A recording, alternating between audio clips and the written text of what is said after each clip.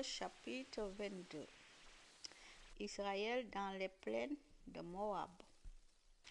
Balak, le roi de Moab, fait appel à Balaam. Les Israélites repartent. Ils campent dans la plaine de Moab, à l'est du Jourdain, en face de Jéricho. À cette époque, Balak, fils de Zippor, est roi de Moab. Il apprend ce que les Israélites ont fait aux Amorites. Le roi et tout son peuple se mettent à trembler de peur en voyant arriver tant d'Israélites. Alors, les Moabites disent aux notables de Madian: ces gens si nombreux vont bientôt tout détruire autour de nous comme des bœufs qui mangent l'herbe des champs. Le roi envoie donc des messagers à Balaam, fils de Béor. Celui-ci habite Pétor, sur le fleuve Euphrate, dans le pays des Amavites. Le roi de Moab envoie ce message: il y a ici un peuple venu d'Égypte qui remplit tout le pays. Il s'est installé près de chez moi. Viens donc ici, s'il te plaît. Jette sur lui une malédiction, parce qu'il est plus puissant que mon peuple. Si tu acceptes, j'arriverai peut-être à le battre et à le chasser du pays. En effet, je le sais, celui que tu bénis est vraiment béni, celui que tu maudis est vraiment maudit. Les messagers des anciens de Moab et de Madian s'en vont donc en emportant des cadeaux pour payer le voyant. Quand ils arrivent chez Balaam, ils lui donnent le message de Balak. Balaam leur dit: passez la nuit ici. Demain, je vous donnerai la réponse selon ce que le Seigneur me dira. Les chefs de Moab restent donc chez Balaam. Alors Dieu vient demander à Balaam: qui sont ces gens que tu reçois chez toi? Balaam répond: Balak, fils de Zippor et roi de Moab, a envoyé ses hommes me dire: le peuple qui a quitté l'Égypte remplit tout le pays. Viens donc ici, s'il te plaît, et jette sur lui une malédiction. Si tu acceptes, j'arriverai peut-être à le battre et à le chasser. Dieu dit à Balaam: non, tu n'iras pas avec eux. Tu ne maudiras pas le peuple d'Israël parce que je l'ai béni. Le matin suivant, dès que Balaam est debout, il dit aux notables envoyés par Balak: retournez dans votre pays. Le Seigneur m'interdit de partir avec vous. Les notables de Moab reviennent dire à Balak: Balaam n'a pas voulu venir avec nous.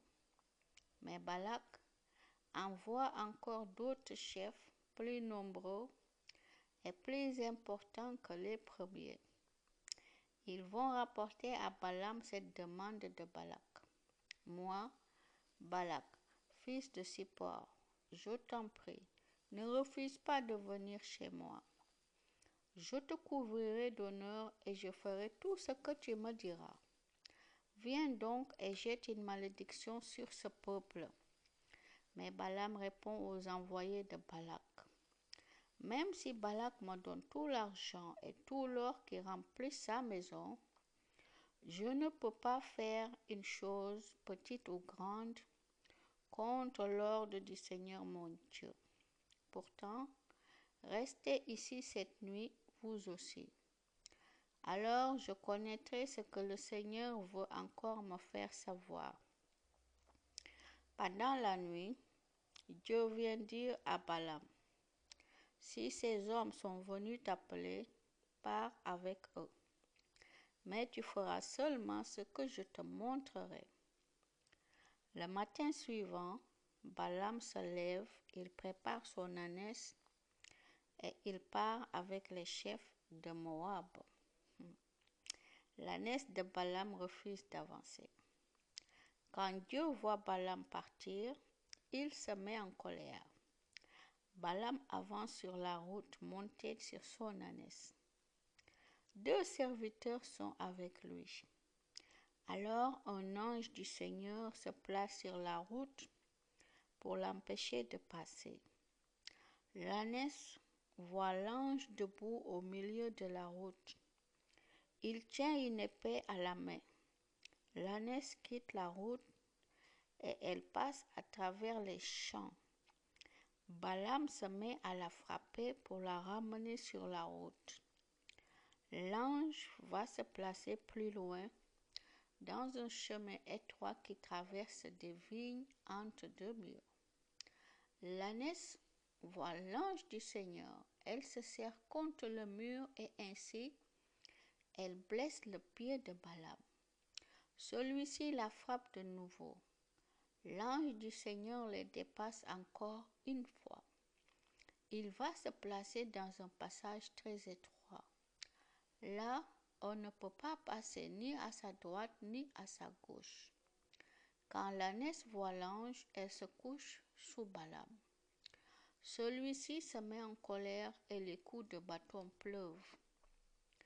Alors le Seigneur fait parler l'ânesse et elle dit à son maître: Quand est-ce que je t'ai fait pour que tu me frappes 3 fois?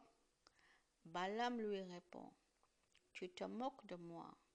Si j'avais une épée à la main, je te tuerais tout de suite. L'ânesse lui dit: Est-ce que je ne suis pas ton ânesse? C'est moi que tu montes depuis toujours. Est-ce que j'ai l'habitude d'agir ainsi avec toi? Balaam répond: Non.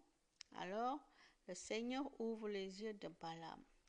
Balaam voit l'ange du Seigneur debout sur le chemin, une épée à la main. Il se met à genoux, le front contre le sol. L'ange du Seigneur lui dit: Tu as frappé ton ânesse 3 fois. Pourquoi donc? Je suis venu t'empêcher de passer. En effet, ce voyage me paraît dangereux. Ton ânesse m'a vu et 3 fois elle s'est écartée de moi. Si elle n'avait pas fait cela, je t'aurais tué, mais elle, je l'aurais laissée en vue. Balaam dit à l'ange: J'ai commis une faute. En effet, je n'ai pas vu que tu étais devant moi sur la route. Mais maintenant, si ce voyage te déplaît, je suis prêt à faire demi-tour. L'ange du Seigneur répond: Non, va avec ces hommes, mais tu prononceras seulement les paroles que je te dirai. Alors Balaam continue la route avec les chefs de Balak. Balaam rencontre Balak, le roi de Moab. Quand Balak, le roi de Moab, apprend l'arrivée de Balaam, il va à sa rencontre jusqu'à Ir en Moab. Cette ville se trouve près de la frontière du pays sur le torrent de l'Arnon. Balak lui demande: Quand j'ai envoyé des gens t'appeler la première fois, tu n'es pas venu. Pourquoi donc? Est-ce que tu pensais que je ne pouvais pas te couvrir d'honneur? Balaam répond au roi: Eh bien, je suis là. Mais qu'est-ce que je peux faire? Je dirai seulement les paroles que Dieu mettra dans ma bouche.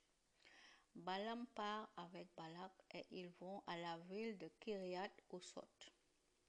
Le roi Balak offre des bœufs et des moutons en sacrifice. Il en donne des parts à Balaam et aux chefs qui sont avec lui. Balaam bénit le peuple d'Israël. Le matin suivant, le roi Balak monte avec Balaam à la ville de Bamoth-Baal.